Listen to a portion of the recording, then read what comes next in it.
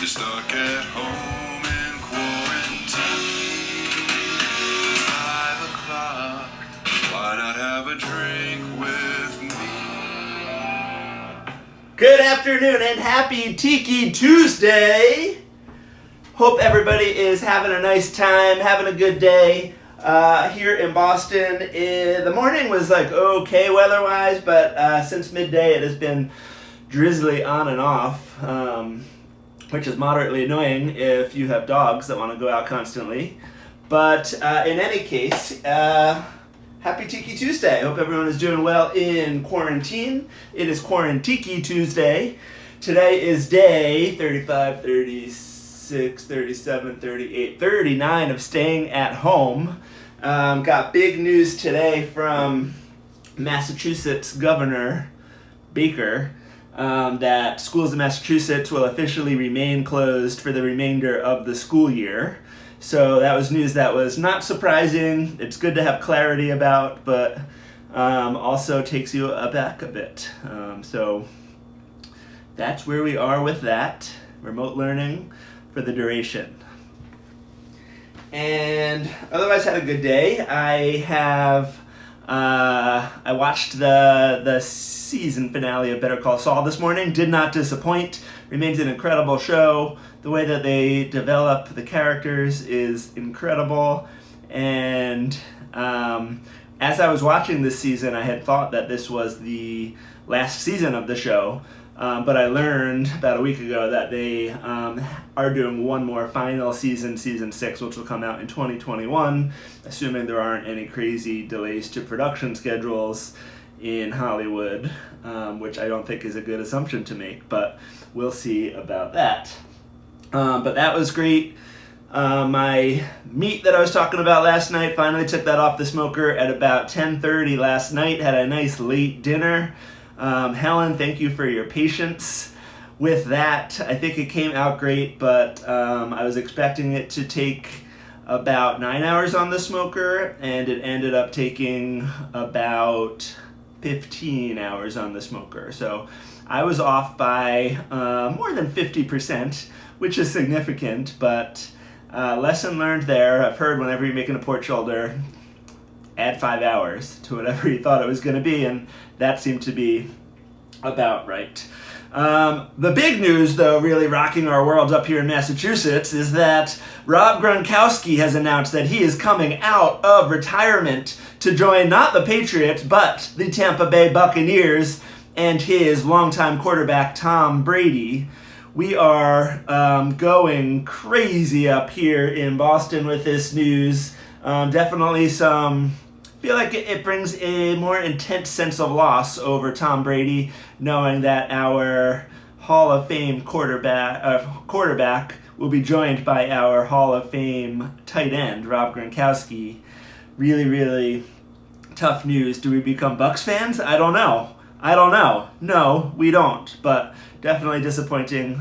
Would have loved to have Gronk as a Patriot, but it'll be interesting to see how they do down there in Tampa this year. And then I have one more scandal that I'd like to inform you all about before we get to tonight's cocktail, which is the Mai Tai. Very excited about that classic tiki cocktail. And the scandal is one that in this time of quarantine will hit home, I think, with many of you.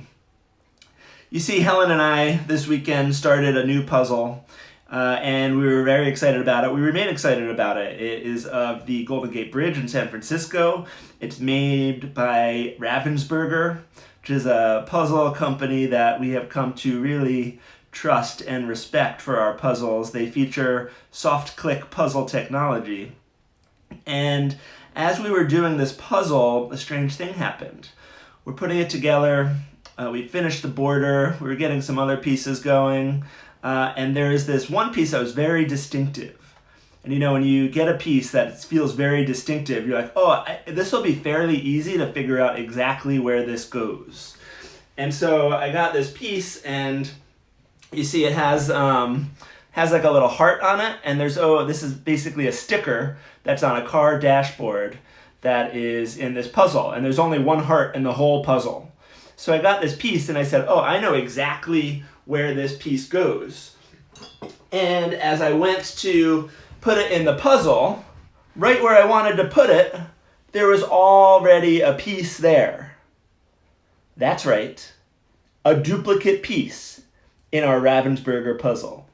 Our whole world was rocked. Who can we trust anymore? Does that mean there could be pieces missing?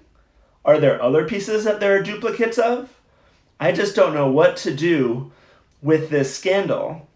And so we put it aside because it took us aback. It did. But we put it aside, we left the one in there, and we were saying, all right, that's fine. That is just an anomaly. Something happened in the production process, and somehow we ended up with a duplicate piece. Is there another puzzle somewhere that's missing this piece? We don't know. I don't know. It makes us very, very nervous. And so we were continuing our puzzle, and then it happened again. Look at these two pieces. Duplicate, identical pieces again. Again.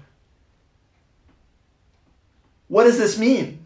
This company that we have put our puzzling trust in is really throwing us for a loop. Now, I do think it's interesting that, look how similar these two pieces are. These are both the four outie pieces, which are one of the things we like about the Ravensburgers. They're not all just like identical 2 out, 2 in pieces, but they have a mixture of the different types of pieces. And I do wonder if something in the production process with this specific type of piece caused that to happen. Not sure. Don't know. We have Renee in the comments saying, if you've seen my post, you know how I feel about puzzles right now. I did see that, Renee. I definitely feel for you. Renee has 2 lovely young daughters, one of whom basically crawled and totally destroyed the progress on the puzzle that they were doing, so that definitely hit at home. What time is dinner tonight, Colleen says? It won't be at 10:30 this time. Actually, Helen is making her world-famous risotto this evening. I'm really excited about that, and she's hungry, and she was going to start cooking now, but unfortunately she got booted out of the kitchen for Quarantiki cocktail hour. And I told her she could still be in here, still be cooking. She felt weird about it, so she's back upstairs, and we'll be resuming that in a bit. But a fabulous risotto recipe she makes in the Instant Pot, which is delicious. Not 11 p.m., Colleen. Enough of your lip. Just kidding. Love you, sis.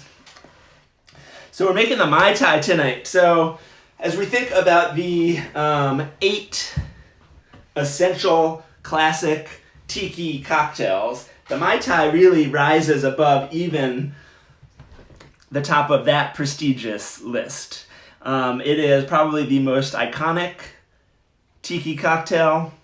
It has truly withheld the test of time. However, despite being so iconic, it has also been, much like the martini and other classic cocktails, it has been interpreted in ways that do not do it justice in any way, shape, or form.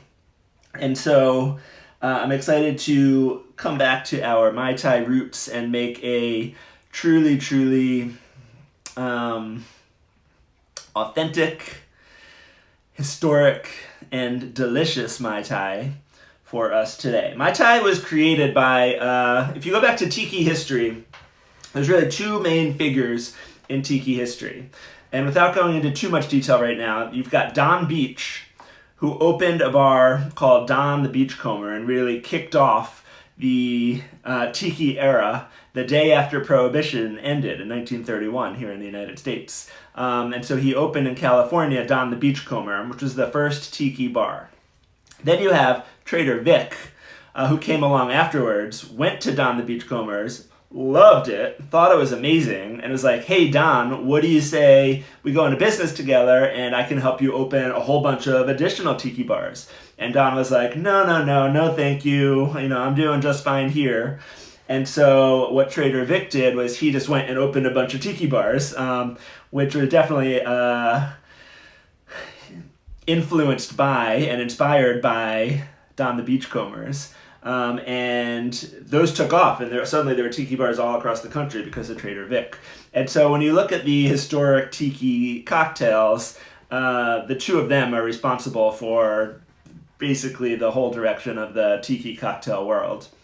And the Mai Tai, Trader Vic really gets credit for the Mai Tai. When in 1944, he was at his bar, and he pulled down this bottle of Jamaican rum. And it was it had sort of like a rich, pungent flavor that didn't go as well or hold up as well with, sorry, I just got paused there for a second, really, really sweet or really, really citrusy, fruity flavors of a lot of the other tiki drinks. So he pulls down this bottle and he just adds a little bit of lime and a little bit of curacao and a little bit of sweetener and orgeat, and basically invented this drink. And he had two of his friends there who were drinking nearby, one of whom was named Carrie Gould, and she was in from Tahiti. And she tasted this brand new, just created drink, and she used a Tahitian colloquialism in order to describe it. She said, Mai Tai, which roughly translates to awesome. And that is how the Mai Tai was created and got its name. Now, Don the Beachcomber, Don Beach, was a little bit jealous of this drink, and tried to take some credit back for himself. He said that Trader Vic stole it from him. He said, no, Trader Vic was in my bar, and I had this drink, the QB Cooler, and I saw him there. He was writing stuff down. He was figuring out all the ingredients of this, and he stole it. Like this was really my drink. So there's definitely some jealousy there. That story doesn't really hold up to strong scrutiny. Both of those drinks do have lime and rum in them, but those are really the only ingredients they have in common. And the beauty of the Mai Tai is that it's not a ton of ingredients. It just has like 5 ingredients, whereas this QB Cooler drink had 10 plus ingredients in it. So like I said, history really gives the credit for the Mai Tai to Trader Vic. And it is upon his recipe that we are going to be basing it. So this is circa Trader Vic's in 1944. And the first thing we, of course, need to do is juice some limes. So I'm going to do that. I'm going to be making 2 this evening, one for me, one for Helen, although I'll make them separately because we don't strain it out. So it's hard to apportion things when you're not straining out the ice between 2 glasses. And actually the first lime, I want to use the shell as my garnish at the end, so I don't want to destroy it with my juicer. So I'm just going to give it a strong hand juice, like that, and then set it aside, because that's going to go in my finished Mai Tai at the end. I'll do that for my second drink too with the second half.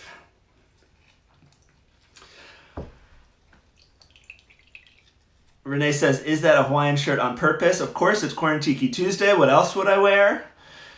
Bastardized, Helen says, yes, that is probably the name, the word that I was looking for to describe how many interpret the Mai Tai these days. And Renee asks, how did you learn this? The same way you learn anything. Read some books. I can definitely, my 2 favorite books right now for Tiki history is, one is the Smuggler's Cove books. Smuggler's Cove is a tiki bar in San Francisco, but its owner and creator, Martin Cate, has really done a ton of recent research and history on tiki, and so wrote this book, which is part tiki history and part cocktail recipe book. And then Beach Bum Berry is another modern day tiki entrepreneur who has a few tiki bars across the country. The one I've most recently been to is Latitude 29 in New Orleans. But he has a couple of books.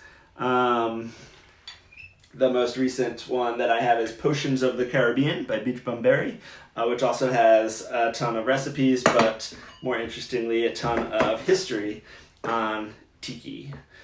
And the tiki era is really, like I said, it starts the day after Prohibition ended and lasts through World War II, and I would say like sneaks into the 50s, but you probably put its end point in the early 60s when things got started to get a little bit crazy across the world. See, this is what's happening to my juiced slime halves versus these nice shells that I am, give the profile of each of those. This is going to go for my garnish. This is just going to be discarded in our compost.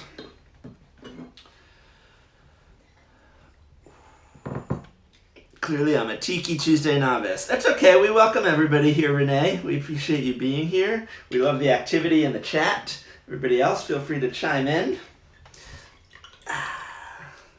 So we've got our lime juice.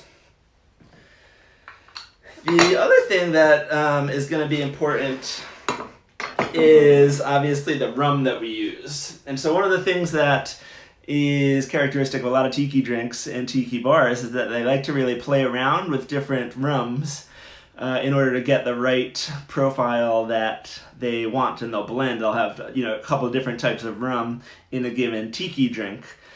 And one of the characteristics that a lot of people go for in their Mai Tais is something that is a balance between a more standard Jamaican rum with a bit of a funkiness from something that's a little funkier rum. And so a lot of people will use a little bit of rum agricole, which I used when we made the tea punch one of our nights last week. That has just a real earthy, grassy flavor to it. But what I'm excited to try tonight for one of my rums is, if I can get it open, I just got this bottle of Smith & Cross, which is a highly prized and respected rum that a lot of tiki fans really like to have. It's a cheap rum, but allegedly is real funky, and the opener isn't working there. Let's see if this works. There we go. And it's like a real funky, interesting rum that is cheap and yummy, that people really like to have in their home tiki bars. And so I'm excited to try this out. I've never had it. Let's try a little bit on its own and just see what we're working with.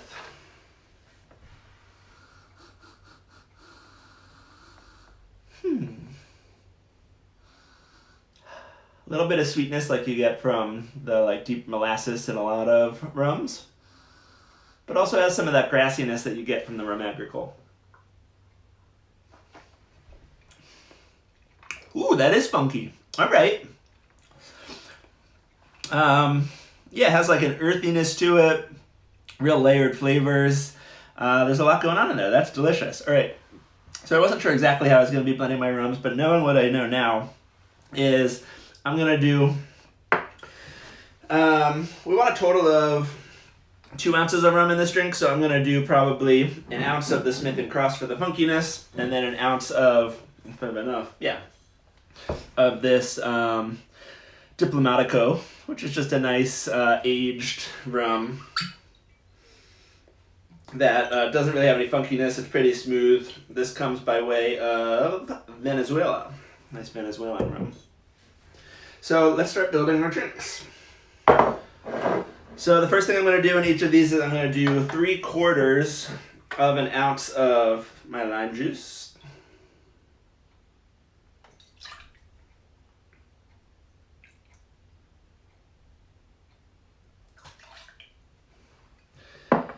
And I figured out today how to get my the eyes lit up in my Tiki Man. I hope you guys are all appreciating that. Here in the background, we can move him up a little bit. He can watch upon us. And next I'm going to add my simple syrup. So the Smuggler's Cove recipe calls for their own Mai Tai rich simple syrup, which is a Demerara 2-to-1 rich simple syrup that adds a little bit of salt and a little bit of vanilla for flavor. And so we've got our demerara here. We're going to do 1/4 of an ounce of each. The reason we're not putting a whole lot of the simple syrup in there is because we also have this orgeat, which is going to sweeten it up also. So we don't need to go crazy with the sweetener. So we've got 1/4 ounce each of that, and then we're going to do 1/4 ounce of orgeat. Those of you not familiar with orgeat, it is a almond cordial syrup. Those of you that like that smell of almonds will love that. It's one of my favorite smells in the world. And this is not the best quality orgeat. I'm working with what I've got here since we're in the time of quarantine. So this one definitely has some like high fructose corn syrup in it, which isn't my favorite. You can get some more boutique brands or make your own, which I haven't done yet, but I'm sure I will one of these days, where you blanch some almonds and then press them and then add sugar and make your whole thing. Apparently you have to be wary of separation, and that's a whole thing, but for now we'll just use this. So I've got 1/4 ounce of the orgeat, used in a lot of tiki cocktails.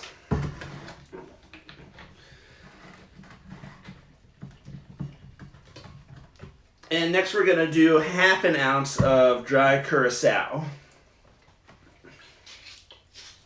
This is the very nice Pierre Ferrand dry curacao. It's like an orange liqueur. Love this stuff too. Getting a little low. Might have to add this to the liquor store delivery list.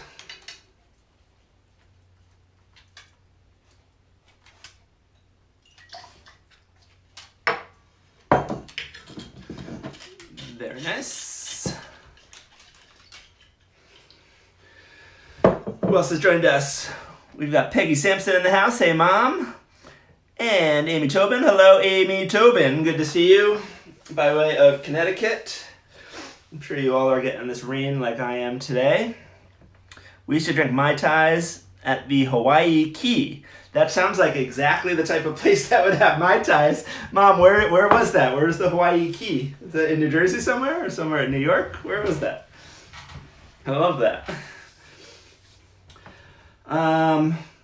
So we've got lime juice, we've got the rich simple syrup, we have got the orgeat, we've got the dry curacao, last we have our rum. I'm going to do 2 ounces of rum in each of these, and like I said, I'm going to split up those 2 ounces, 1 ounce of the Smith & Cross and 1 ounce of the Diplomatico.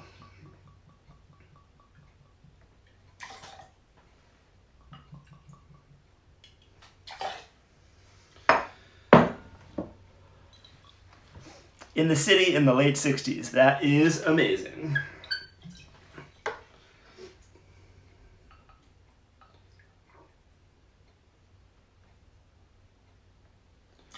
Actually wonder, some of these like tiki history books talk a lot about different tiki bars across the country. I wonder if I can find that one.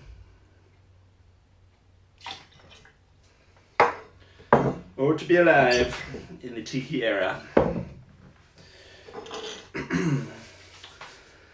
Whew, all right.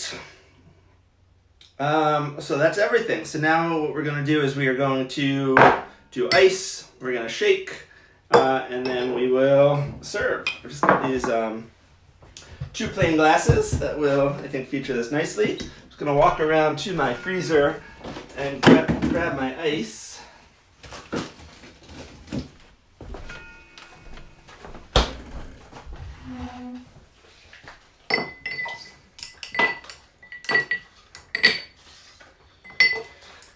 And like I said, this ice is not going to get strained out, so I don't want to use too much where it won't fit in my glass. So I'm just going to use 4 cubes each, and then let's get to it.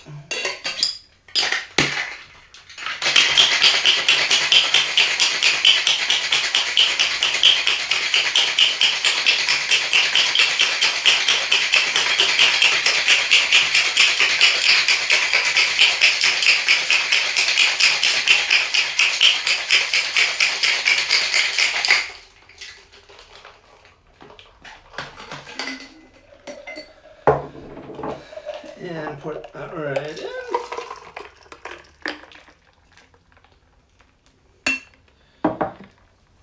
And we'll do the other.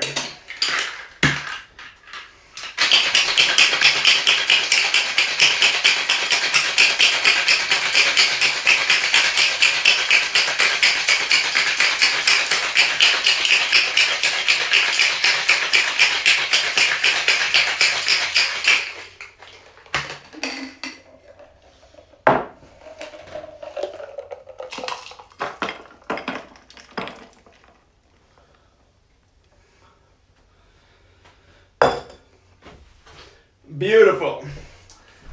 So I like to include,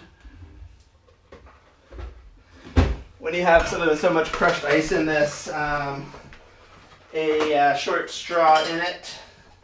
So I'm just going to grab a straw here. So we have our 2 drinks. I'm going to put in those lime shells, just upside down right on top. Gonna add a nice little green straw.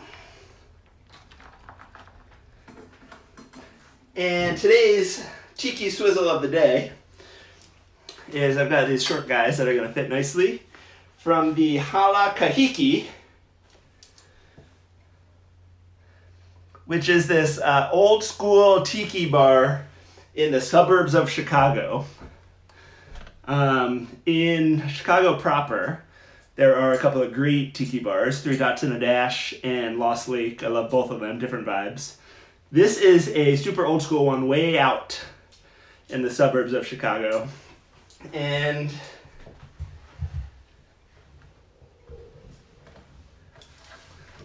one of the nice things about it, despite it being like a cool tiki bar, is that it is on the way to O'Hare Airport. So one day I had a little bit of time to kill in between what I was doing in Chicago and when my flight was. So I took a lift to this famous hot dog place, and then I took a lift from there to this tiki bar, Hala Kahiki. Had a couple drinks and then made my way to the airport. So that's our tiki bar swizzle of the day.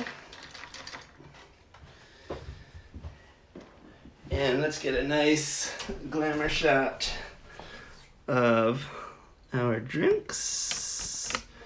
Here we have the Mai Tai.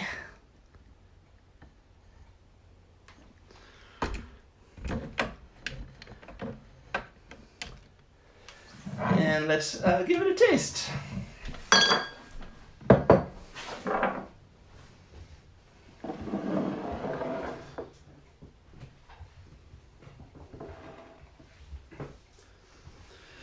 So cheers to you.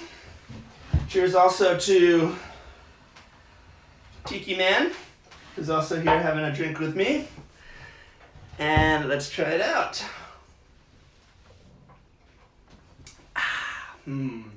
Oh.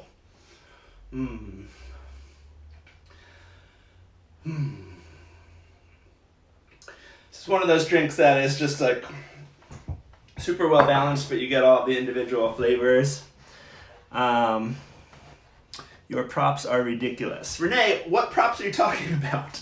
And what's ridiculous about them? Super well balanced, nice rumminess to it. I feel I can, a lot of times I'll make my Mai Tais with just the Diplomatico, but swapping in half of the Smith and Cross I really like and appreciate.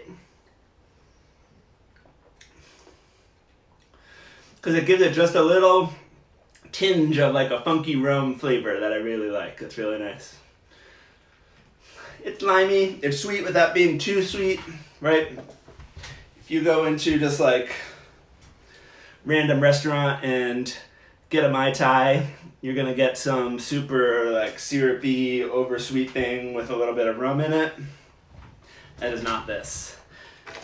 This is just like a really nicely balanced, delicious, fresh, a little bit sweet. You can drink a lot of them, but overall just a really nice drink.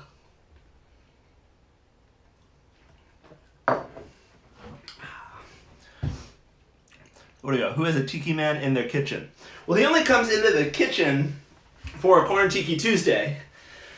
Otherwise, he spends his time out on the patio out back. So, point taken, but there we go. We've got Jim Conti in the house. Jim, you just missed our whole discussion of tiki bars in Chicago. And I was giving a shout out to, don't know if you've been there, Hala Kahiki, which is out in the Chicago suburbs.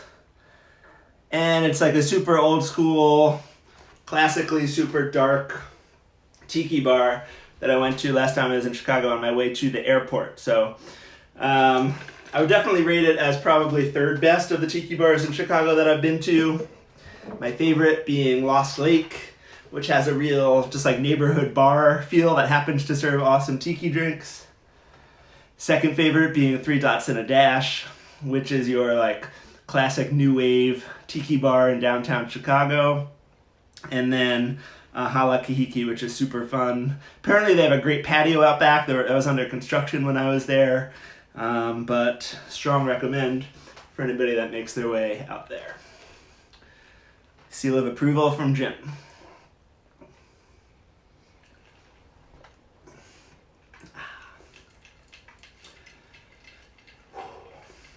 All right, well, that's our cocktail for the day. Thank you so much for joining us. Love all the activity in the chat. It's 5 o'clock. Why not have a drink with me? Cheers, everyone. See you back here tomorrow night. Thank you for having a drink with me, and have a great night.